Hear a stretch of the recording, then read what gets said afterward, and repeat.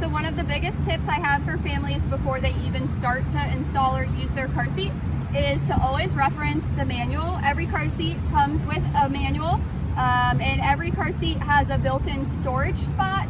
On this manual, the storage spot is noted on the back, so you can always store the seat and keep it with the car seat at all times. The manual probably answers 95% of your questions.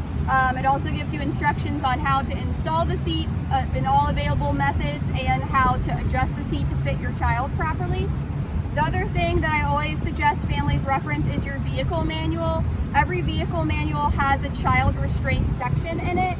It reviews seating locations that you can place a child restraint, where your lower anchors and top tethers are, and answers a lot of other questions you might have about installing a car seat in the car.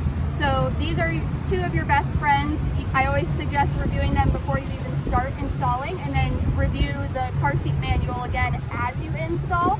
If you have questions about your installation or you're having trouble, you can always find a child passenger safety technician by visiting safekids.org and click on the Find a Tech link, and you can search with your location there on the link to find a CPST near you.